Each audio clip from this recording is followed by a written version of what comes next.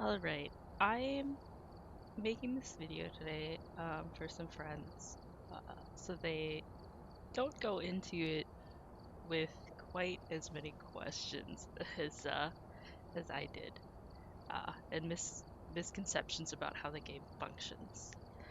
Um, so we're in a server lobby here,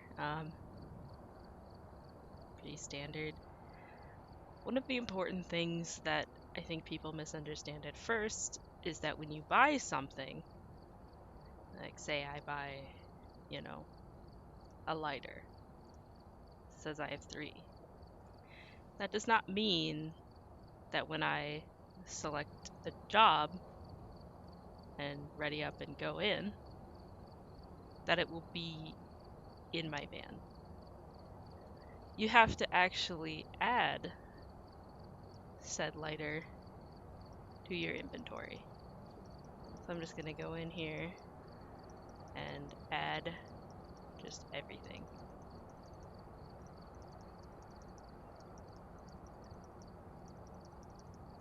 For the sake of this tutorial, I'm going to tell you what items are good, what items are bad, at least from my experience,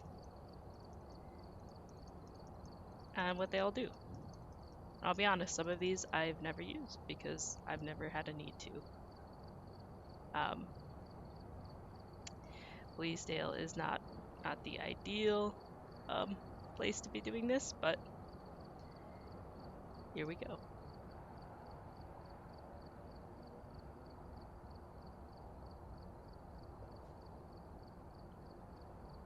So when you're starting out and you're looking for maps, the best maps for beginning are the street houses.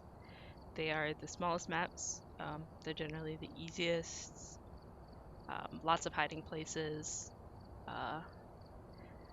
The farm maps are going to be the next easiest, Bleasdale being harder of the two, just because sometimes the ghost room is a little wonky.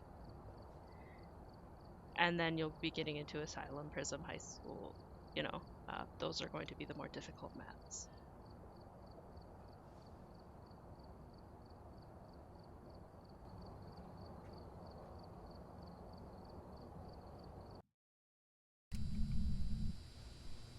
Alright. Check the equipment and get set up before investigating. And remember to check the whiteboard for help. Got the intel. Looks like this is going to be a tough one. We've had reports of violence, and it looks like they left in a hurry. Alright. So what he just said there is actually important. It does have a meaning. A lot of people seem to think that what he says there, though it does change, that it doesn't actually have an effect on gameplay. To a degree, it does. It tells you how active of a ghost you should expect. Now, that's not 100%. The ghost type determines more how it's going to act rather than the how active it's going to be.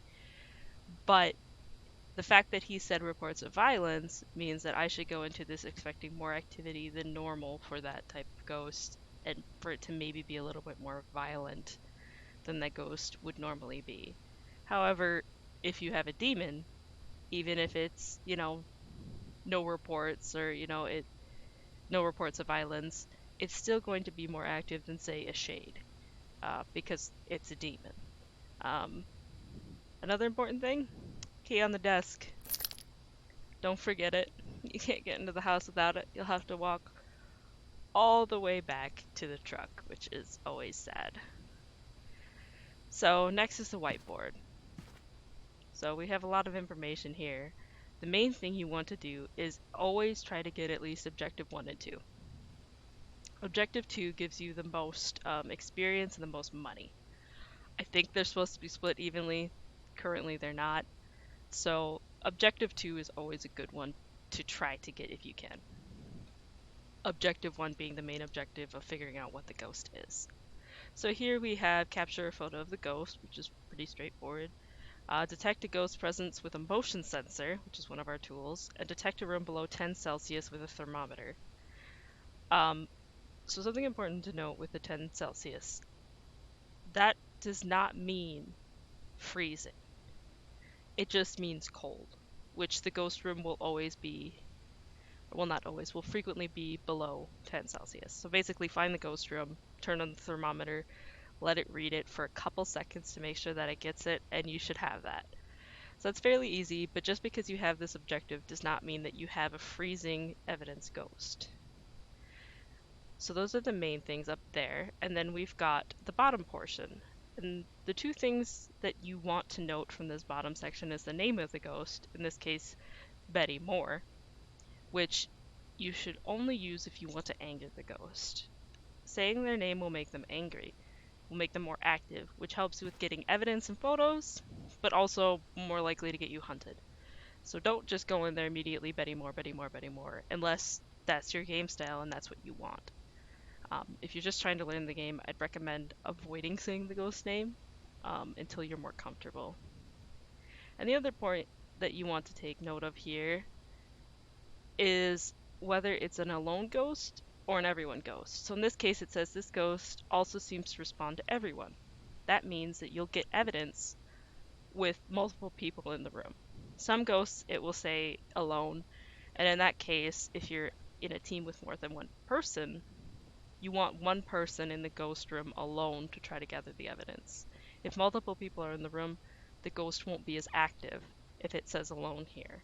So that's something to make note of. If you're having trouble finding evidence, it could be an alone ghost and you have multiple people in the room. Now, for sanity's sake, you can just have somebody right outside the room. As long as they're over that threshold, the person is considered alone. Now, let's move over this way. So, the first thing you've got up here is the map. So this is the layout of the house. It's a little hard to understand until you've played a little bit, and even I'm not that terribly familiar with it. So down here is where you enter.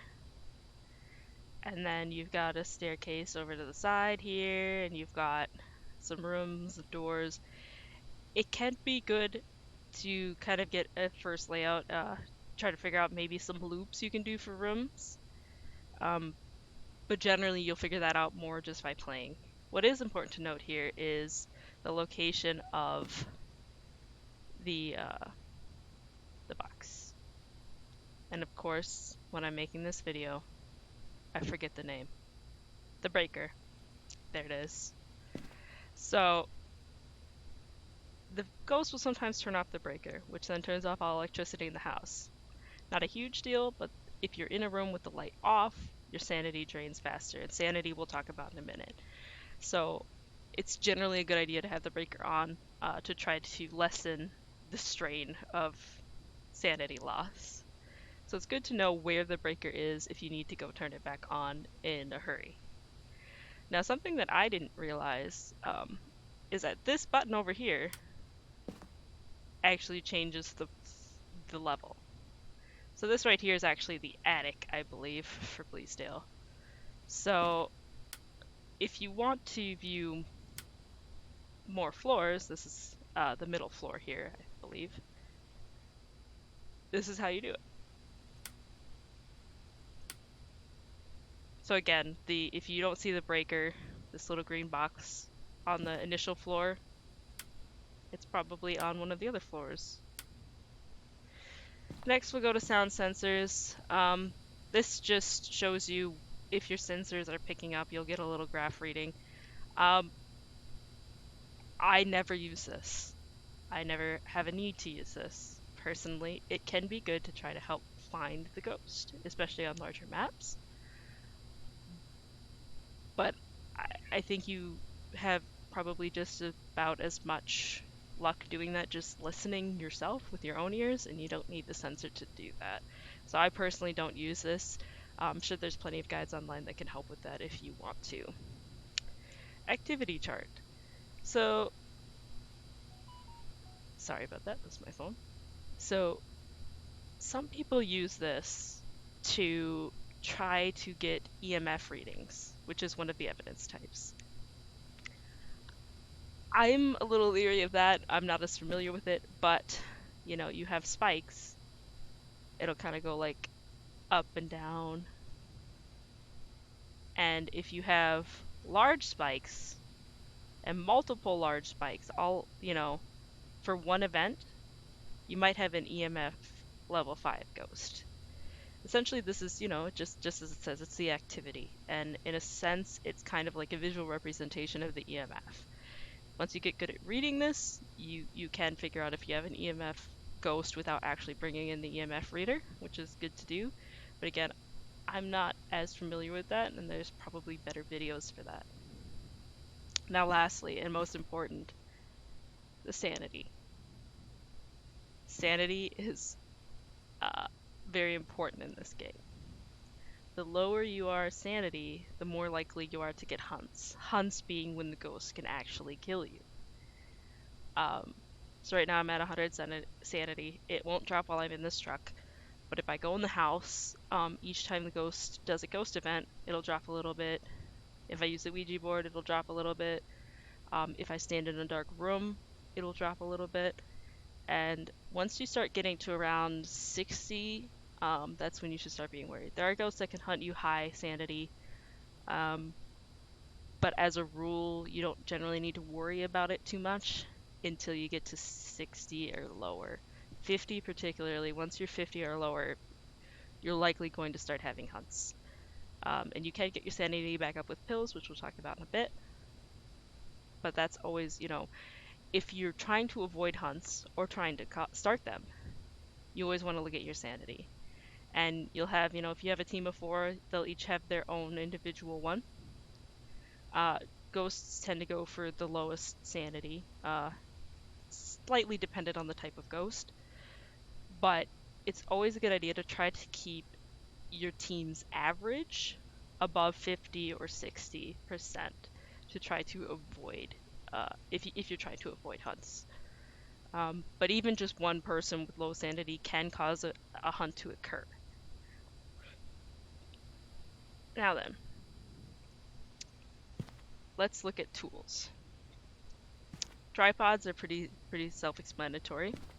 You place your video cameras on the tripod to get a better angle of the room. I don't tend to use these. I tend to find just slapping the video camera on the floor or on a desk is good enough. So if you don't have money for a tripod, you don't need it. I would say this for later if you're interested, but I wouldn't prioritize this. Over here we have a similar item. We have the head cams. So you pick one up, you can't see it, but it's on my head now. And now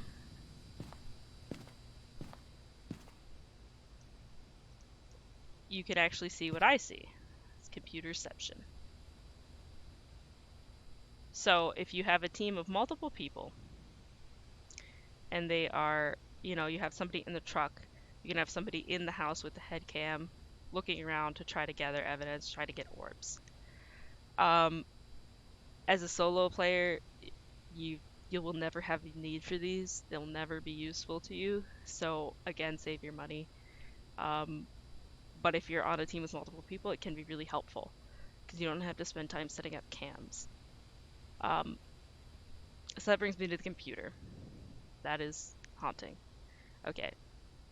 So to use the computer, the keyboard will change it from regular to night vision. So since it's light in here, it's just pure whiteness. This is actually the mode you'll be using the most. You'll turn off the lights in the room and change it to night mode, and that's how you'll be able to see the orbs the easiest. And then the mouse over here is how you alternate between cameras. So there's always one camera right outside of the building. Some of the larger buildings have cameras inside, like the prison, the school, the asylum. They'll have some cameras inside already placed that you can look at.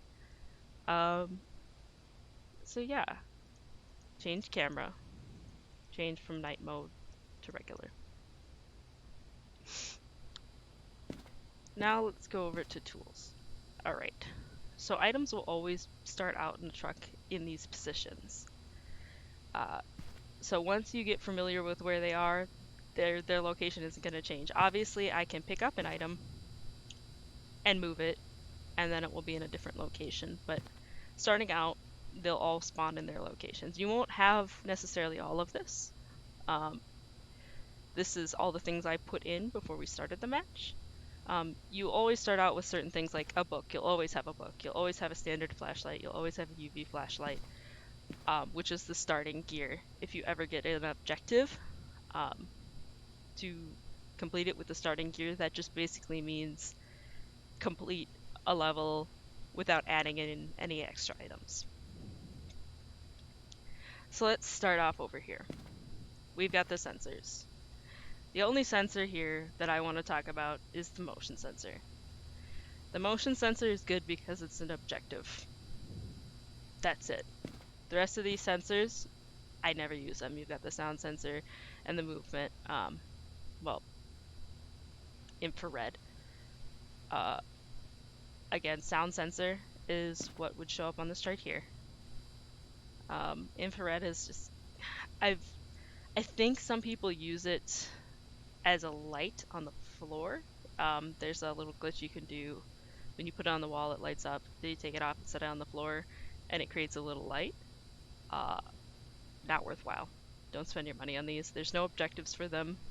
I mean, maybe you really enjoy using them, and that's fine, but objectively, there's no reason to. And the motion sensor, again, the only reason that you would use that is if you have a motion sensor objective, which we do here. And they will show up on the map, the motion sensors. So you'll get a little, say if I put one down here in the opening, it would show up as a little bar that's red. And if the ghost trips it, it will turn green and make a beep. So then you can kind of know where the ghost is, which is sort of helpful. But again, once you figure out the ghost room, which there are better ways to figure out the ghost room, you won't need it. So now back to this. These are the video cameras. These are what you would put on the tripod if you wanted to. So you just hit F. It's on the tripod. Again, I don't use tripods personally, but these are the cameras that you would use for that. And these are the cameras that connect to the computer, like the head cam. These cameras are different than these cameras. These are your photo cameras for taking photos, which we'll get to later. But it's important to determine video camera, regular camera. Regular camera won't find you ghost orbs. Video camera will. Then you've got your standard flashlight, small beam. You'll start off with one. Pretty self-explanatory. Press G to yeet items that you no longer need. You have 3 slots, so you can only hold 3 items. UV flashlight. It's a little bit smaller. Doesn't have any red on it, which is how you can determine it from the strong flashlight if you're just looking at it on the floor. This you would use to get fingerprints. So some ghosts, they touch things, they leave fingerprints. That's one of your evidence types. You can also use it to find footprints. Footprints do not count as fingerprints, and a ghost can leave footprints without being a fingerprints ghost. That's just for a little bit. Footprints are to determine if it's a ghost that touches the ground or not. That's advanced tactics that I wouldn't worry about at this point, and there's better guides for that. Ghost book. Some ghosts will write in the book.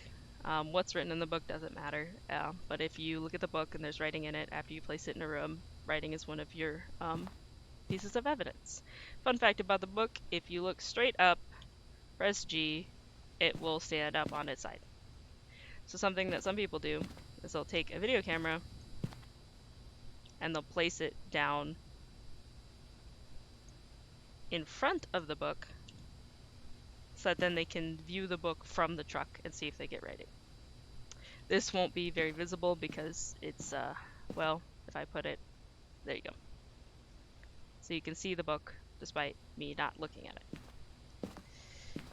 Something about the cameras too, while I am thinking about it. Whenever you pick up a camera and move it, it's always good to toggle it off and then back on. I find that if you just leave it on and move it, it tends to break, and it won't show up on the computer even though the green light is on. So when you pick up a camera, always right click so that it's green. You can left click to rotate it, and then press F to place it down. Last thing on this shelf, high-powered flashlight. Its beam is a lot more powerful than the standard flashlight, and I'd recommend trying to get one as soon as you can. It will help you navigate maps that you're not familiar with. It's a great item. On to the big boys. We've got a glow stick. This is purely for raving purposes and looking for feats. Speaking of feats, let's do this. So, salt is sometimes an objective on the board to get them to walk in salt. You have 3 uses of salt per container, and it's best to use them in the ghost room itself. So don't just start throwing salt down willy-nilly. It's not going to... Something that I misunderstood based on my knowledge of ghost hunting, quote-unquote, is that it would somehow protect me from the ghost. It does not. It makes some ghosts angry when they step in it and more likely to have activity, but it's not going to stop them. It's purely for the objective and to see if they have footprints. So if you press F, you put down pieces of salt. You generally want to spread them out as much as you can so that you have a higher chance of the ghost stepping in it. And then this is exactly what you would do. You would place down the glow stick next to the salt, and if the ghost steps in it, you'll have a little indent in the salt. And if it's a ghost that walks on the ground, so not I believe it's a banshee that does not step on the ground. I could be wrong about that, but it says in the book, the journal, which we'll get to last. If it has footprints, you'll get a little purple foot mark on the floor where it steps. Again, completely unnecessary. Advanced strats not needed. The salt is good to always bring in case you have an objective for it. The glow stick, I never bring in. Never. I have never needed it. Never at all. So, then up here, let's go back to this. We have the spirit box. The spirit box is another piece of evidence. Something important to note about it that I wish I knew when I first started, which I believe it says in the journal, but I just spaced, is that it only works in the dark.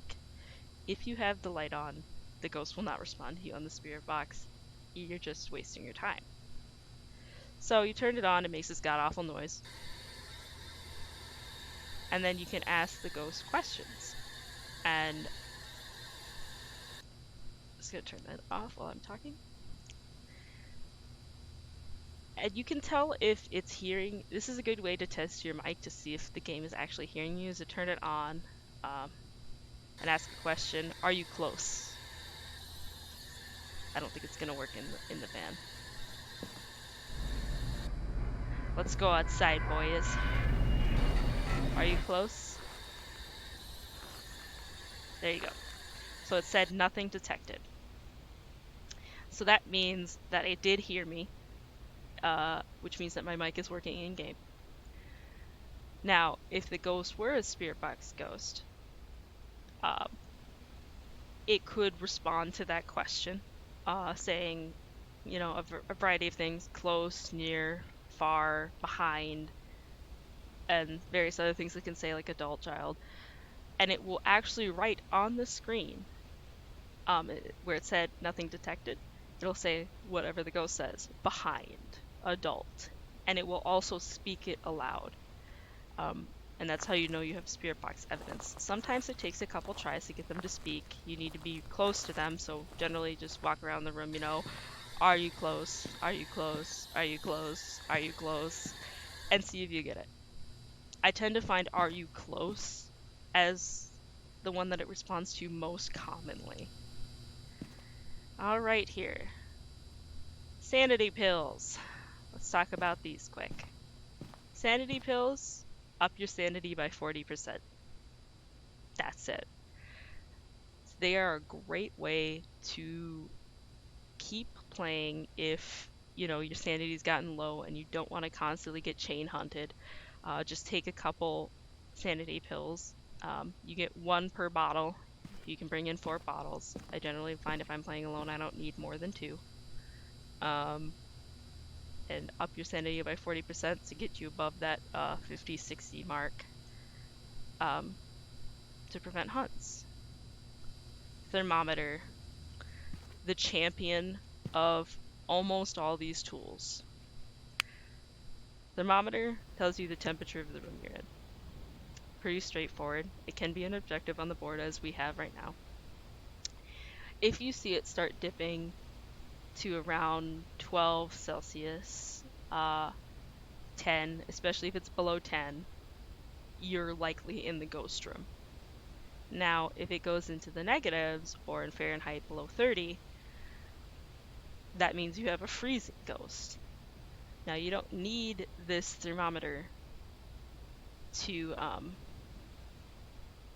actually tell if it's a freezing ghost. Your character's breath will be visible. You'll see little puffs of breath.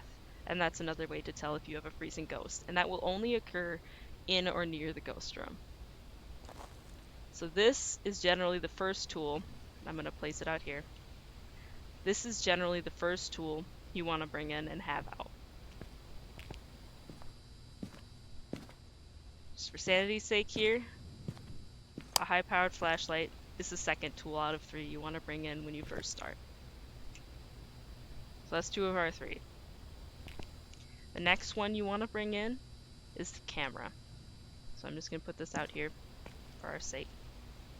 I am not going to get into that right now because that is an entire can of worms. The camera is your friend. For money and for experience, camera is your boy. Well, actually, I think it's just money. Unless you have an objective. So for instance, we have an objective to get a picture of the ghost. That will get us XP if we manage that. So those are your 3 starting items you want to walk into the house the first time with. Now then, parabolic mic. I hate it. It goes with the infrared, the sound, the trapege,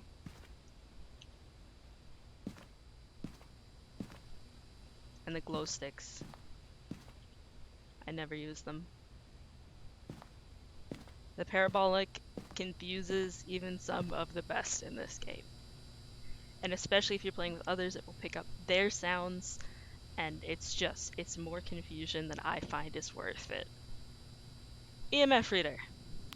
Pretty simple. Turn it on, walk around. If the ghost does something, it'll start lighting up. Once it gets into the red there, that's EMF level 5. That's a piece of evidence. This is another way that people tend to try to find the ghost room. It's not 100% though, and I don't find it as accurate as the thermometer.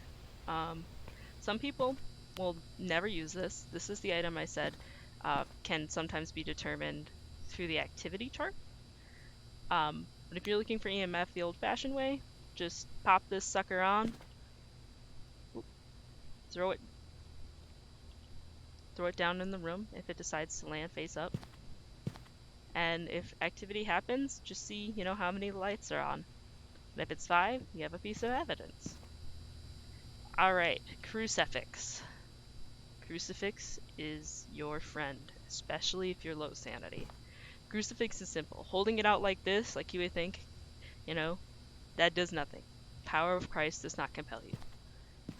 Throw it on the ground. Throw it on the ground in the ghost room. Now, it has a circle of effect. You have 2 of them. If you have a large room, space them out, throw them in different points in the room. Try to cover as much of it as possible. Now, if the ghost attempts to start hunting while in the crucifix range, the crucifix will stop the hunt. And then they won't be able to hunt again for a certain amount of time, depending on the type of ghost. Crucifix can be an objective on the board, but it's still always good to have one. Just again, like the sanity pills, to keep keep the game running if you need more time to find your evidence, or if you're really nervous. Especially if it's a small room, just throw a crucifix in there and you're pretty good. Crucifix has 2 uses. After its 2 uses, it will disappear. So if this just, vanishes, then I know that the ghost has been prevented from hunting twice. And the crucifix has done its job, and I got to live to tell about it. Alright, now there's items here that kind of go together, which is the lighter. Generates a small amount of light on its own, but otherwise isn't really worth it. You've got the candles. You can press F with the lighter out to light the candles. Look at them, aren't they beautiful? And you're wondering why in the world? What is that for? Well, if I walk around in the house with the candle out, my sanity won't drop as fast. Some people say it won't drop at all. I never use candles. They don't generate enough light for me to be able to know where I'm going, and it's a little bit buggy on whether it actually helps your sanity loss or not. So it's good in theory, but in the current game, I don't find them that useful. They're not quite in the pile of garbage over there, but again, I don't use them. I'd save your money. Lighter, however, despite the fact that, it's for that, the other thing you use it for is the smudge stick, and that's important. The smudge stick is another one of those things that is very nice to have. And the lighter is used for that. So the lighter kind of goes together with the smudge sticks for me. And the smudge sticks can be an objective on the board. And otherwise, they have 2 major uses, at least for me. The first major use is the board objective, which is to smudge the ghost. That basically just means go into the ghost room, have your lighter lit like this, swap to your smudge stick, and press F. Now it's smoking. Walk around the room that the ghost is in.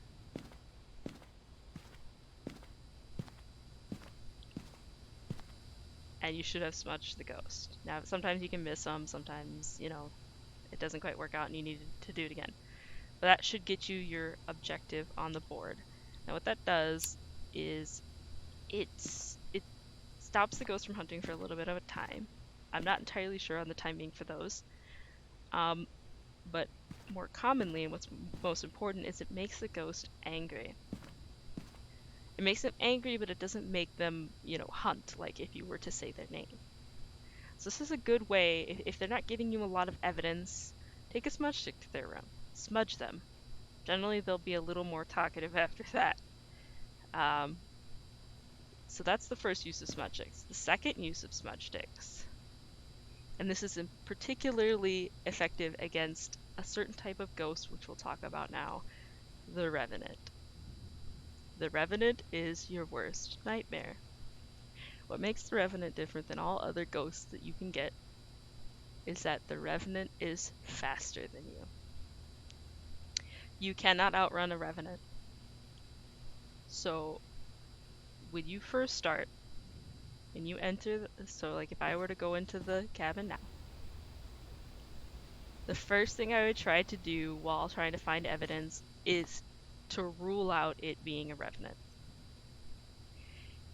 So let's go to the journal here.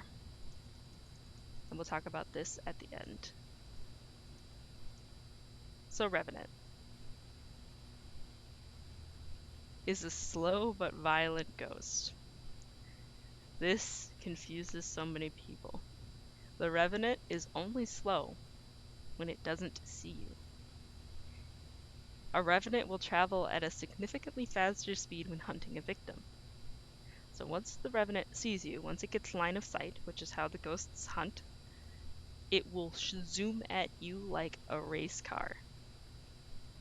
And in 90% of instances, if you haven't experienced this before, you will die. And it will suck. And there are very few options you can do to avoid a Revenant. Hiding does work against a Revenant, and that's usually what people do. As long as they're far enough away from the Revenant when it spawns, they can hide from it and survive the hunt that way. So Revenant is EMF, level 5, fingerprints, and ghostwriting. So an important thing to note here is that it's not freezing. If you go into a room and you find freezing, which is generally one of the first things you'll find, you can breathe a sigh of relief because you don't have a revenant. Um, if you start getting like ghost writing and fingerprints, it's pretty important that you try to get that EMF level 5 to figure out immediately, is this a revenant? Um,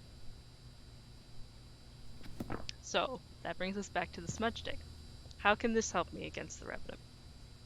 Well, of course, it can help prevent the hunts a little bit, but it can actually help you as well when you are already in a hunt.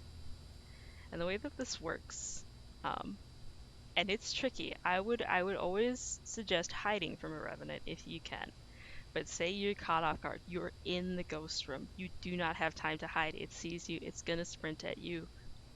Light a smudge stick. Once it gets close enough to you to be in smudging range, it will lose you.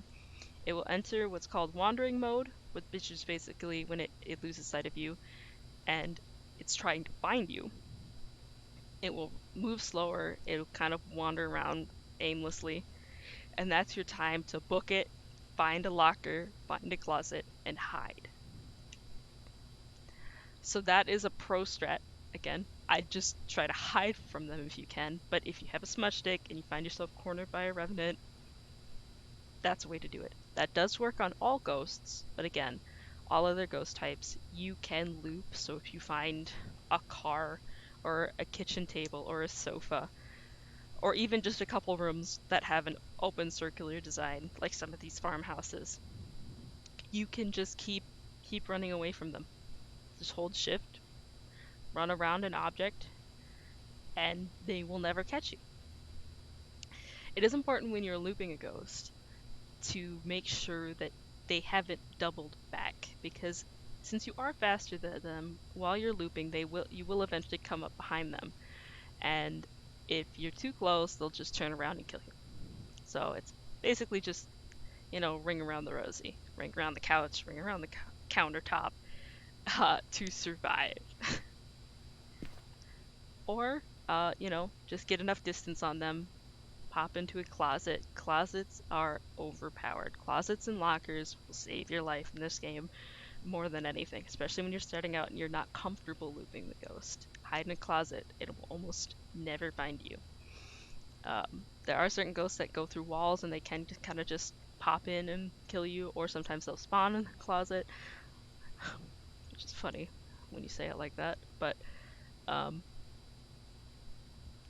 most times, hiding in a closet, hiding in a locker, your best bet. You can also just go into a room, close the door, and hide behind, in a corner, behind the toilet, or behind a desk, or, whatever. As long as you're breaking line of sight, they will lose you.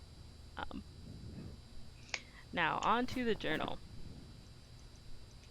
So, the first few pages of the journal explain your different ghost types. It has a little note about it, its strengths, its weaknesses, and its evidence. It's important to read through this. I I'm not terribly good at reading this or remembering a lot of this, but there are some important things um, like for the phantom. Easy way to find out it's a phantom. Taking a photo of the phantom will make it temporarily disappear. That means, say the phantom appears, whether in a hunt or in a ghost event, if you take a photo of it and the sound effects for the hunt or for the ghost event are still playing, but you don't see them, it's a phantom. There you go. You don't need any more proof. You know what it is.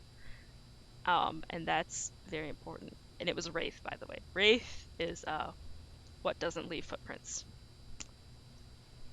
So it's important to, go through this to understand it. Then you've got items you've gathered. Um, Main door key and car key is generally all you'll need. Car key is just to stop the annoying beeping if the ghost turns on a car in a house, but main door key is the only one you need at this point in time. Then you've got some information on tools, which you can always read up here if you forget. Photos. Photos brings us back to the camera, which we'll get to in a moment. Evidence is what you'll be looking at most. So you open up the journal, go to your evidence page. Journal is J key, by the way. And you'll want to put in your 3 types of evidence, and it will tell you the different types of ghosts that it can be. So say I know that it's freezing, but I don't have any other evidence. If I put in freezing and I tab through the bottom here, it will tell me every ghost type that has freezing as a piece of evidence. So that helps narrow it down. And the more you find, obviously, so say if I had freezing and ghostwriting, well, now all that's left is a demon or a Yurei. So it's one of these 2. So then go to your page in the journal for those 2, demon or Yurei. The demon has spirit box, ghost writing, freezing. Yurei has ghost orb, writing, or freezing. So that means the only 2 types of evidence that it could possibly be at this point is a ghost orb or a spirit box. That means you can ignore everything else. You don't need to bring in a UV for fingerprints. You don't need to bring in an EMF to try to get EMF 5. You know it's either ghost orbs or spirit box. And that will really help you speed it up, because you want to go, you don't want to spend too much time in the house, because then your sanity will drop and you'll start getting hunted, which maybe that's what you want. But I'm guessing that at this point, if you're watching this video, that is not what you want. So another thing to note about the evidence page is you do not need to have the evidence written in to complete objective 1 on the board, which is to figure out what type of ghost it is. As long as you have it selected in the bottom when you leave, which you leave by clicking on this little number pad here.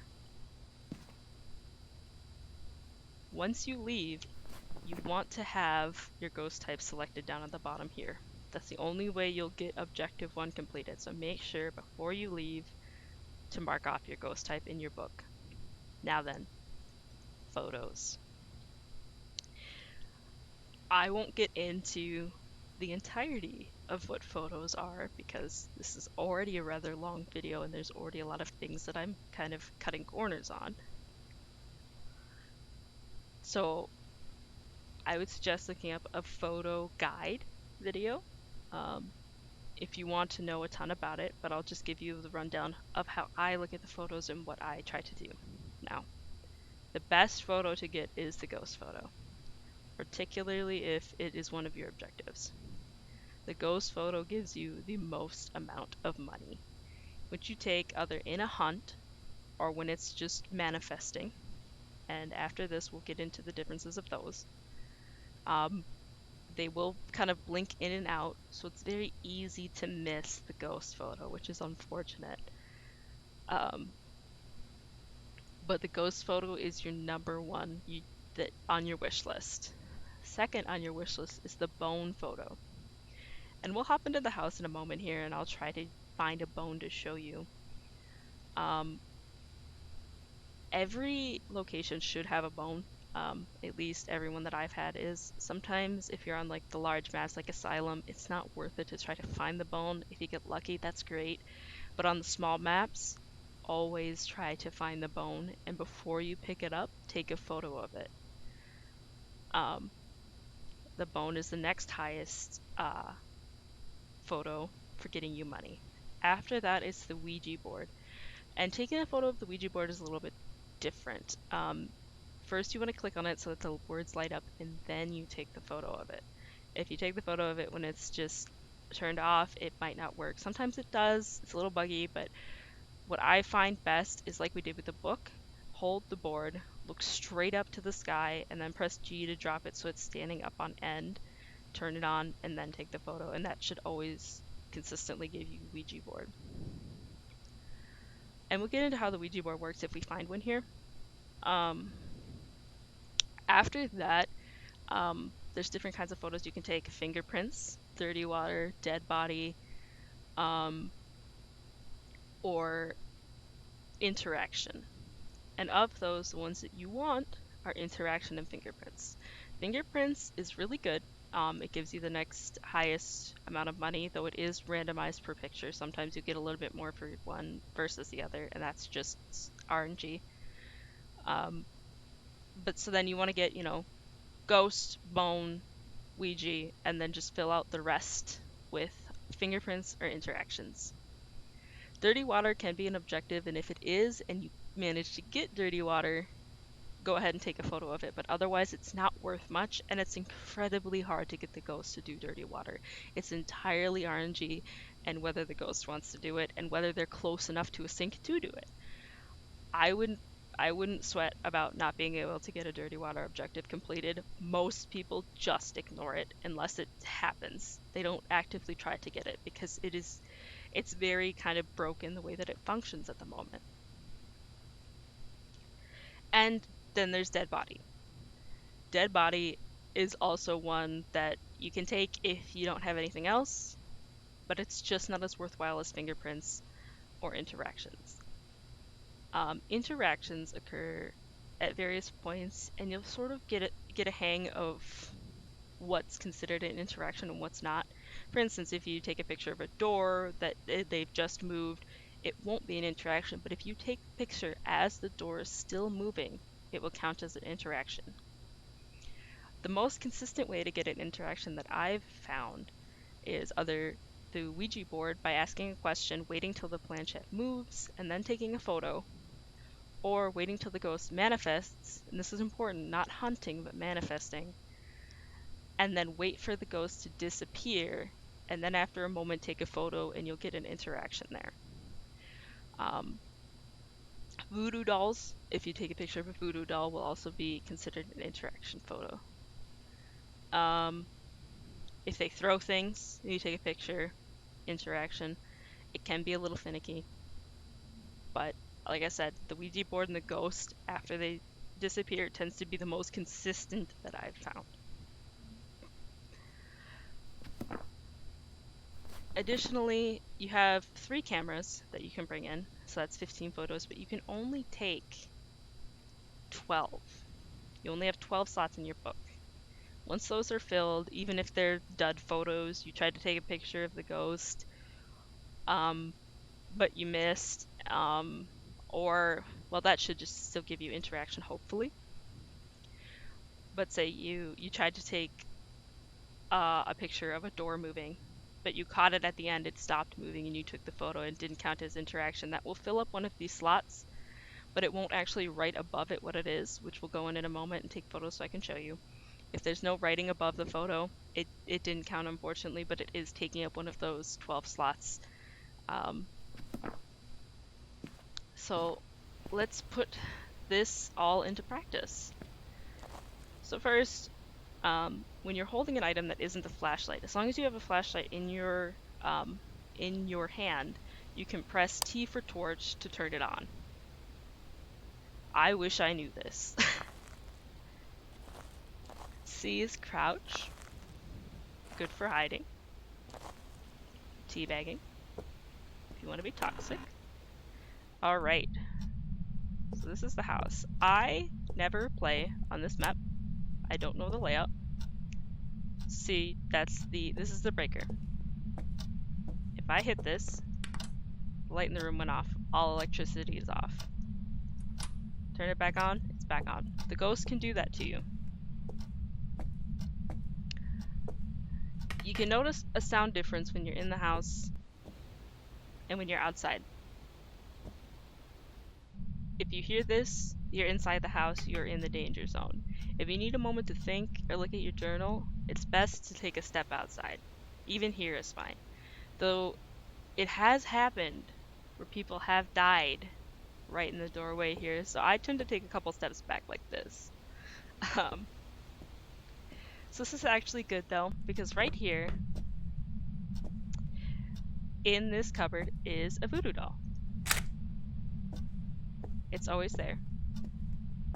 Just gonna back out so I can show you. So I took a picture, and you can see here it says interaction, and it is in black text. If it's gray text, it means it didn't count. That usually only occurs if, like you say, you take a duplicate photo of a bone. You only take one bone photo, only one Ouija board, only one ghost. If it's grayed out, it means that you technically would have got it, but you already had it. But it's only, dead body as well. Dead body, dirty water, pretty much anything but interaction and fingerprints only take once. Um, and obviously, if I were to take another picture of this voodoo doll, that wouldn't help me. Um, but on another note, if I just take a picture like this, say I misclicked, there's no text. So in this case that that photo is a dud. It's not going to get me anything. So you always want to go around your first sweep of the house with your thermometer out. And I tend to turn on the lights in the rooms I enter. I'll turn them back off when I leave. But just to keep my sanity up, because as long as the light in the room is on, sorry about that, my mouse wheel is broken. As long as the light in the room is on, my sanity isn't going to drop as drastically. If the ghost does something in that room, it will still drop a little bit, but it won't be as bad as just, sitting in a dark room will drain your sanity on its own. Now, you may be wondering why I turn off the light when I leave the room. Well, the breaker. If you have too many lights on at once, and that varies depending on, see there's a key there, that varies depending on the size of the map, the breaker will pop. Which then obviously you have to go turn it back on if you want the lights back, which is always unfortunate.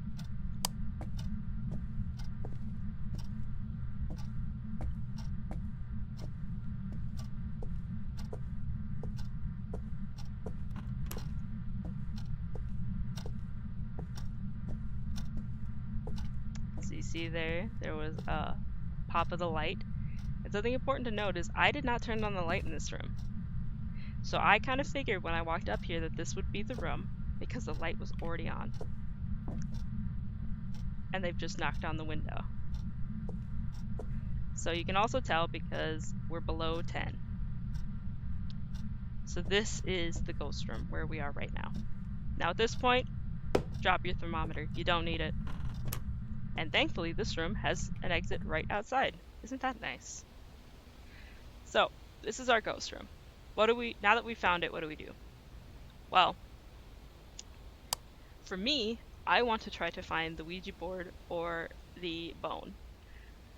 I don't necessarily have to do that right now, though. So I'm going to leave my camera and my flashlight. Now only leave your flashlight if you're comfortable navigating back the way you came to the truck. But the reason when you want to leave your items here is because obviously that means less trips to the truck. If I have 3 slots open to grab items instead of 2, that's going to speed up this process drastically.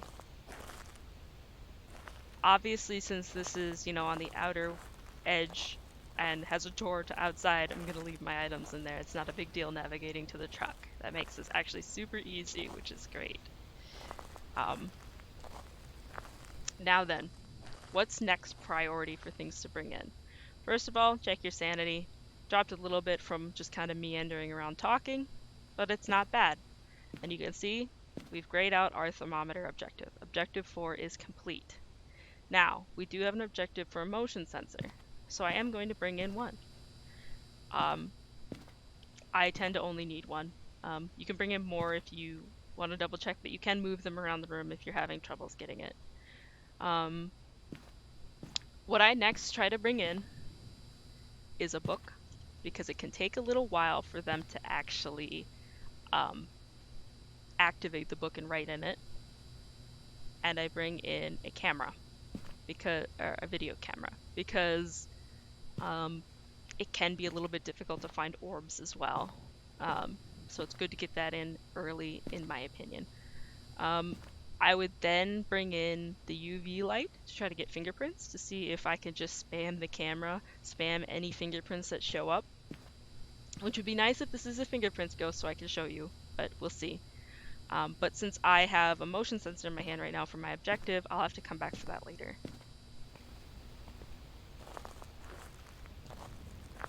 So let's head back in.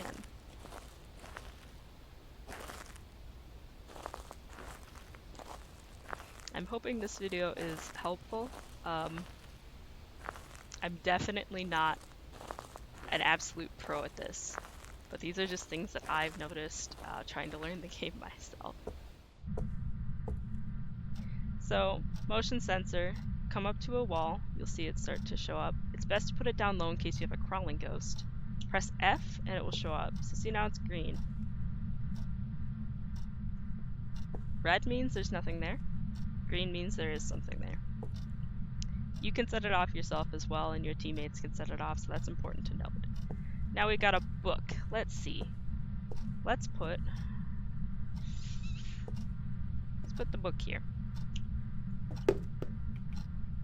I was trying to stand it up. I failed. Doesn't really matter. You stepping? You stepping. So again, for the video camera, turn it on. Rotate it in the direction you want. Press F to set it down. We done. And again, for this, you want the lights off and the flashlight. I can't tell if I threw my flashlight. I did.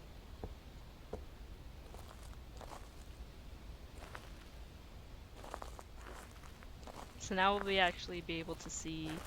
I probably should have closed that door. It might have a bloom issue. This game does have some lighting bugs.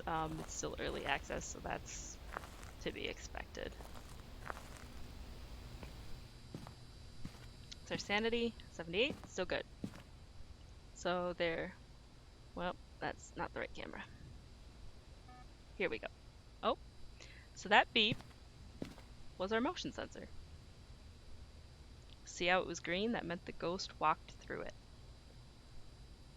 And it's marked off. Perfect.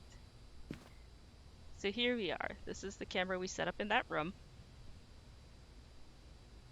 It probably would have... Oh! So I don't know if you saw that in the top right corner. There was a little ball that kind of moved out of the way. Oh, there it was again. So that means that you have ghost orbs. You can put it in your evidence type.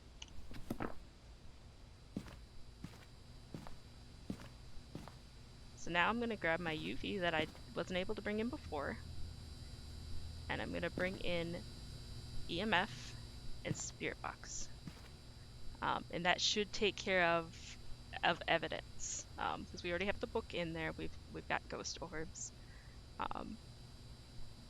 So we're really narrowing it down, and it's not freezing. We didn't see our breath. It didn't go below 0 Celsius or 30 Fahrenheit. So let's go take a peek. Let's see if we have fingers. Fingies.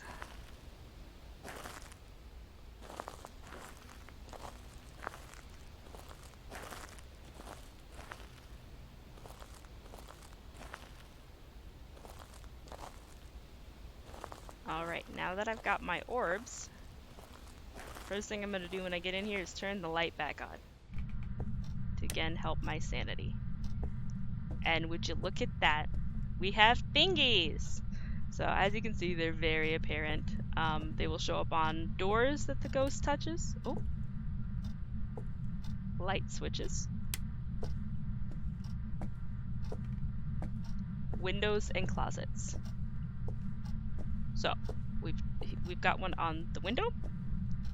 We've got one on the light switch. So I can drop this for now. Pick up my camera.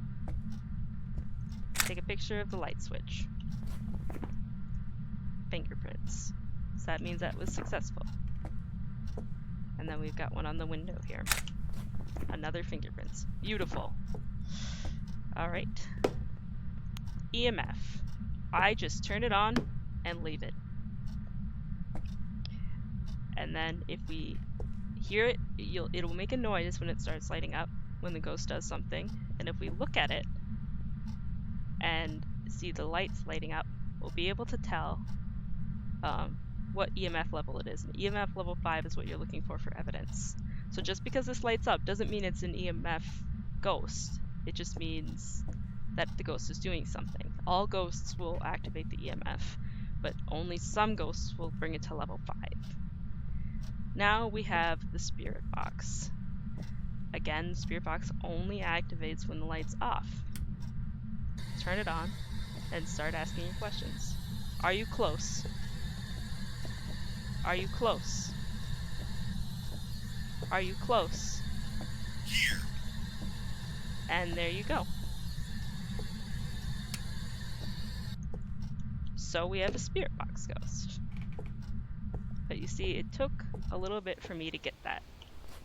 So just because it didn't work the first time doesn't mean that it's not spirit box. So we have poltergeist, djinn, or mare. So again, we'll go over and see. So a djinn would be EMF level 5. Mare would be freezing temperatures, which we don't have, so we know it's not a mare. And the other was poltergeist, correct? Yep. Which would be ghost orb. Which is actually what we have. Look at me, I already forgot to mark off our fingerprints. That's another thing. Always try to put it in the book immediately. Otherwise, you could space it like me, and I could be sitting here trying to get EMF level 5 and never get it. So we have a poltergeist.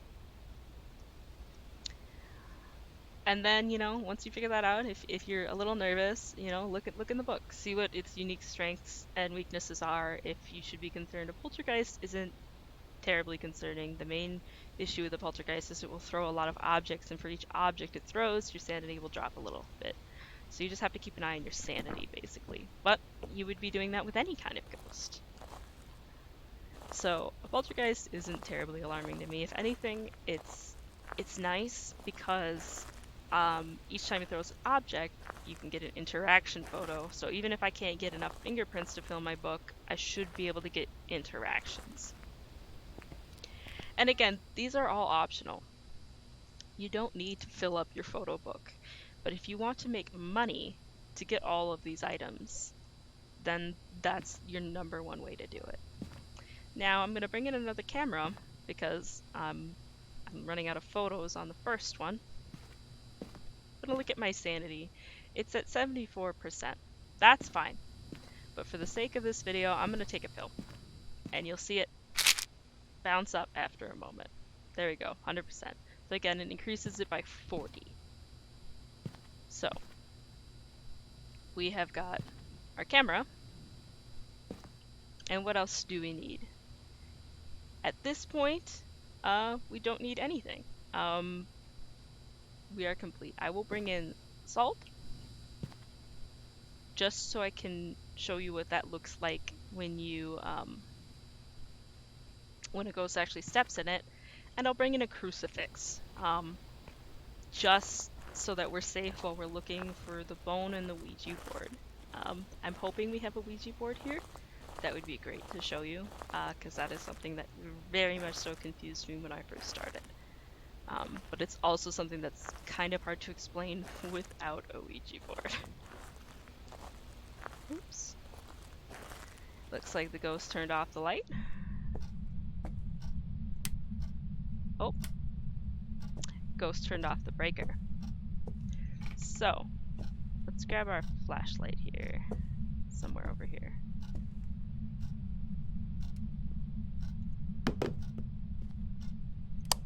There we go. So, let's put down our salt. So again, you just press F, and you want to put it all around the room, because you never know where the ghost is walking. We do know he's been walking here, because he's been setting off our alarm. But in most cases, you probably won't know, so you want to spread it. I wouldn't set it on this. Since it's slightly raised, it could clip inside of it, and that would be unfortunate. Now, I just threw down my crucifix willy-nilly, here it is, to make room for my flashlight. But we want it to fill up a majority of the room, so putting it in the center is good. This is a fairly large room, and it could even go out into this hallway. A good way to check that is to look at your thermometer And it does. It goes all the way. So this entire space here, both of these rooms in this hallway are technically the ghost room. So what I'm actually going to do, since he popped the breaker, is I'm going to go grab the second crucifix, and I'm going to put it in that other room, and hope that that covers all possibilities of him hunting.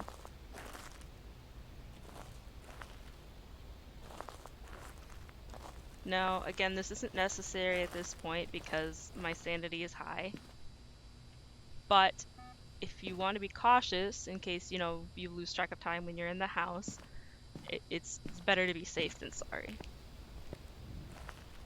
Now, it's important to note that also the ghost can turn off the breaker by just popping it, but they can also do it by turning on lights. So for instance, if I had been turning on a bunch of lights and then the ghost turned on a light in their room, it might go over the amount of lights on that you're allowed to have in that type of house. And so then that would pop the breaker via lights. And so then, you know, you could turn it back on, and then as soon as you know, flip a light in a room, it's gonna pop off again. So it's important to keep that. And I just tried to turn that on even though I knew the breaker was popped. So throw down my crucifix and hope for the best. Now, let's make our way back to the breaker, because I would like to have that on.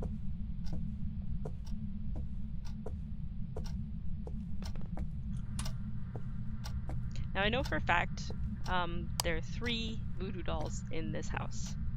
I don't know the location of all of them. Again, I don't play this that terribly because this upper level is a nightmare. The ghost can spawn in this hallway, and it's massive. And it can make it very difficult to get evidence and very difficult to prevent hunts, so I tend to try to avoid this map. Ouija boards can spawn in bathtubs, I have heard. I have never had it happen to me. I'm terribly angry, but it can occur. Something important to note about dirty water that I misunderstood when I first started. Dirty water does not occur by you turning on the sink and then letting it fill up and then the ghost interacting with it. Just leave it be. Don't do this. This doesn't help you at all. This just confuses your teammates and, if anything, prevents dirty water from occurring. The ghost will do that themselves. So if you hear that sound, that means that a sink is turned on either by your teammates who are trolling you or don't know, or by the ghosts, and it will fill up. And if you got dirty water, it'll be a deep dark brown. You won't be able to mistake it. And then you can take a photo of it and get your dirty water objective. Again, dirty water doesn't give you a lot of points, so I'd only take a photo of dirty water if you can't get a photo of fingerprints or interactions, or if you have the objective. So again, now what we're doing, we already know what the ghost type is. We've already fulfilled the main objective. We are just looking for the Ouija board and for the bone. Here we have another voodoo doll. So that's a better view of what they look like. And I believe I saw the bone. Here it is. So this is the bone. This is what it will always look like. It can spawn in any room. It can spawn on beds. It can spawn on tables. I've even had it spawn part way through a car, which you can see in one of my videos. So before you pick up this bone, pop a photo of it. Check in your journal, make sure that it says bone. Sometimes you take a picture and there's secret fingerprints in the background on a door, and then suddenly it's marked as fingerprints and not bone, and you missed your bone photo. But we didn't this time, so I can hover over it, press E, pick it up. I've got my bone.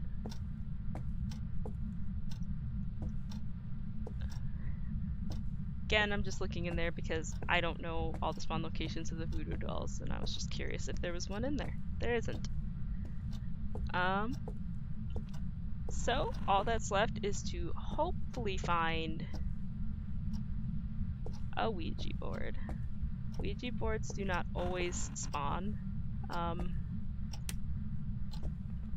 so there's no guarantee we'll find one here, but I'm hoping, because that would make this very poggers. Ghosts can move mannequins if it's in their room. They can move bunnies. They can move bears. They can throw objects like these cups, you know. But sometimes, if it's in the ghost room, the object will disappear entirely and reappear in another location of the building, which is horrifying when that happens. Which you can also see in one of my other videos where there was a bunny. I believe it's also the bone video.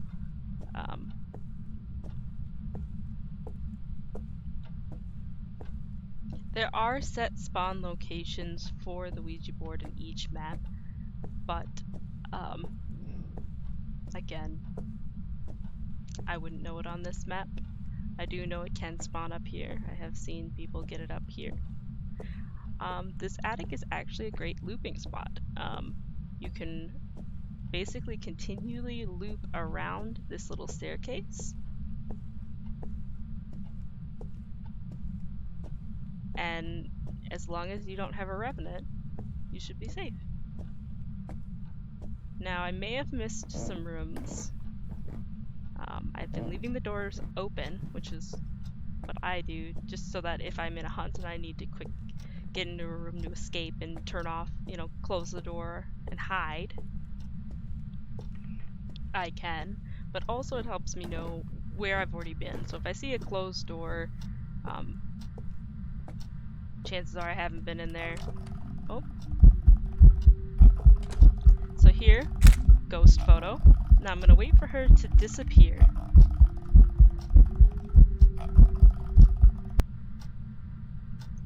Bam. Take another photo. I'm gonna step outside so we can look at this.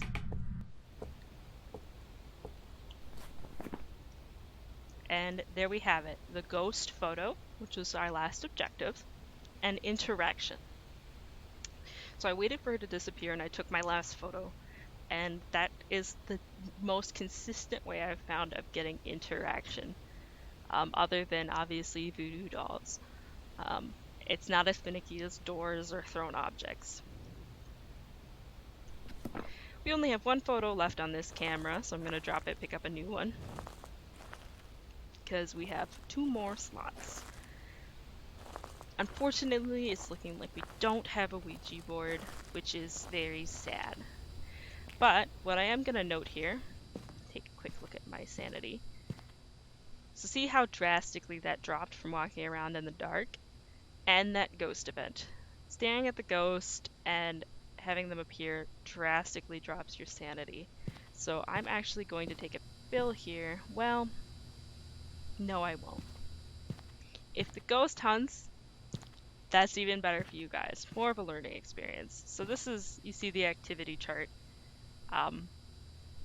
So if these were larger lines up, they went up more drastically, up to, you know, like 5 in just one up, and did that a couple times, that's one way you can tell EMF. But again, it's not, I don't find it consistent enough to personally use that to check. But if you're out of sanity pills, your crucifix is used up, and if you go in, you're gonna get chain hunted, you can try to figure it out that way. Again, sadness, no Ouija board. Something I'm gonna comment on here before we continue. You may have been wondering why I didn't react more to that ghost being there. Well, the reason is because I knew she couldn't hurt me. At that point in time, she was manifesting, she wasn't hunting. And the way you can tell is via your flashlight flashing or your UV flashing. Whether it's on in your hands or it's on the floor, it will flash. Or your radio going in and out. She just popped the breaker. So I knew then, because my flashlight wasn't flashing, she was just manifesting. She wasn't going to chase me down, or even if she did move towards me, there was nothing she could do. She couldn't kill me. So your radio, which you heard there starting up, that's when you're talking in game to your to people who are further away from you. So V is regular talking, which is what you would press for, spirit box or to talk to somebody in the same room as you. B is what you press to speak to somebody further away. But that does not work during a hunt. If you press this and you hear static after that initial sound, it means the ghost is hunting. Now, some people say that the ghost can track you via sound when they are hunting. I don't know if this is true or not, but I tend to avoid using that radio trick as much as I can, just in case that is true. But your flashlight, and it's important to note, that light flashing over there, that's not a hunt. House lights flashing is just a type of ghost event. It doesn't mean a hunt is occurring. It is only your flashlights that you bring in.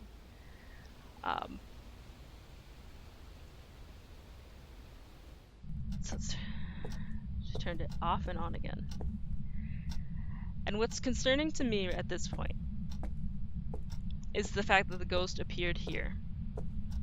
This means the ghost is wandering.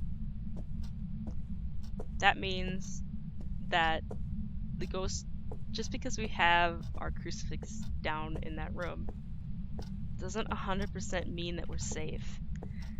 A wandering ghost can initiate a hunt outside of its room. And this is something that isn't terribly surprising to me, because at the start, if you remember, he said there have been reports of violence. That means that this ghost is more aggressive than its counterparts. So for a poltergeist, this is going to be more aggressive than you would expect it to be. Here we have feet prints. So this is what it looks like when they step in the salt. If you're here when that happens and you have your UV light or your glow stick on the floor there, also looks like they threw my book, you'll see footprints on the floor. So that was just a Hail Mary shot there because I heard an object fly. I got fingerprints. See, again, that's an instance where if there was a bone on the floor and I tried to take a picture of the bone, it would have actually captured the fingerprints and I would have missed the bone photo. So that's why you always check. So that must mean they must have knocked on that other door or touched this door, because I already took the fingerprints that were there on that other window. But the reason I took that photograph is because I heard an object move. And you can get an interaction photo by them throwing an object. Again, it's not as consistent as other ways. If you heard that click just then, that was the breaker turning off. So that's what it sounds like when you're inside and close by. Lockers. Pretty straightforward. I'm hiding. This is where you would go in a hunt. If you didn't want to loop, I wouldn't just immediately hop in a locker. If she like spawned in here, it might work for you, it might not. Here's our EMF. So we can see it's at 3. 2 of those are not lit up. So it's currently at EMF 3.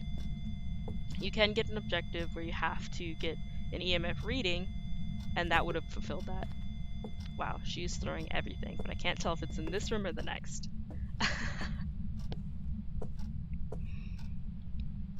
So,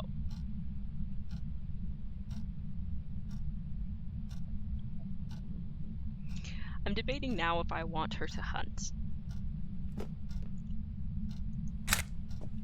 Let's see if that worked. Footstep. That's another type of photo you can take. I didn't mention them because they're very, very finicky. I would avoid trying to take those Hail Mary shots if you can. Okay, so what I'm gonna do, I am gonna probably get myself killed because I'm not very good at looping. I'm gonna throw these crucifixes out the door. I want the ghost to hunt, so that I can show you the difference between that manifestation and a hunt. Now, I could stand kind of in the threshold, and what you do, back out so you hear that sound, and you just tip in until it changes. So now I'm technically in the house, but I'm right in the threshold. Now when a hunt starts, the first thing that'll happen is all the doors to the outside, like that, will close. Now again, thank you for showing me that. So as you can see, my light isn't flashing. That was another manifestation. That wasn't a hunt. But the doors will close like that in a hunt. All of the doors to the outside. And they will lock. You cannot leave. At that point, your only option is to hide or run. So you can kind of do that, kind of cheekily stand in the door and talk to them, and see, she just hunted. So you can see it flashing. This is a hunt. This is when you need to run, hide, or do what I just did and back out the door. Now this is kind of a cheeky little way you can do this. Let's see if we can see her. Hello? Now, from where I'm standing here, they could kill me through the wall. I don't hear them. I don't think they're nearby.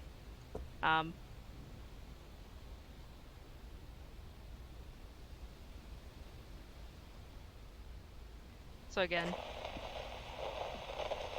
this is that radio static I was talking about. This is the other way, like if I didn't have this light, as soon as the static disappears, I'll know the hunt is over. So see, the hunt is done. And something you can do if there's somebody inside and they don't want to activate their radio because they're hiding, if you're out in the truck and you see it stop, she's fiddling with the door, and you see it stop, you can talk over the radio and just say, it's done. And the fact that they can hear you then lets them know that they're safe. So the hunt is done, I can go back in here. So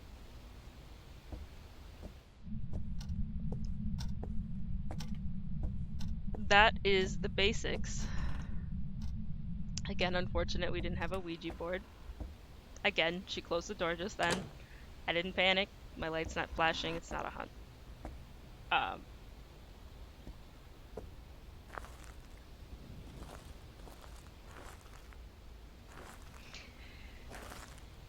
So at this point, I'm debating whether I want to show you a proper hunt.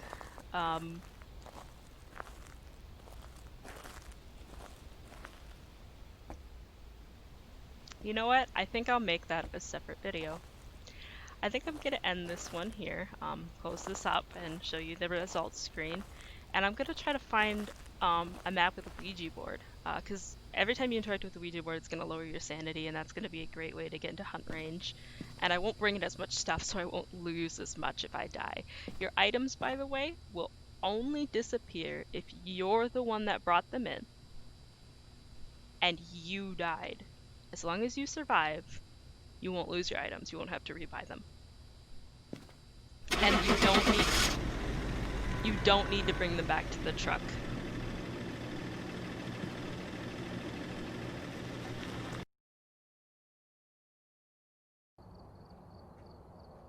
And there we go. I've prepared some jobs for you.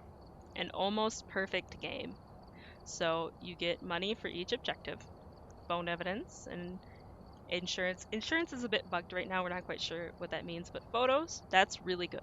The max amount you can get for photos, I believe, is either 40 or 50, which is dependent partially on luck of whether you find the bone or if there's a Ouija board, and somewhat that RNG I spoke about, where each photo can vary in how much it gives you. So 35 is a very good amount. This is a very lucrative game that we just did with this 265. Obviously you wouldn't want to take that long in a game, but you wouldn't be, talking over every single thing. So again, quite a lot of experience as well. I think I gained 2 levels there, almost 3. And so then, it gets rid of all the items you brought in, so you might be thinking, oh no, it's gone. No, they're still there. They're in your ad screen. So you can add those back in for your next run. Well, I'm going to wrap this video up here, and then I will try to find a map with the Ouija board, which is where I will show Hunt and how the Ouija board functions. I hope this video was helpful for anybody who sees it. Thank you so much for sticking around to the end. I know it's not the most concise, um, but I really appreciate you watching, and I hope you have good luck in your hunts.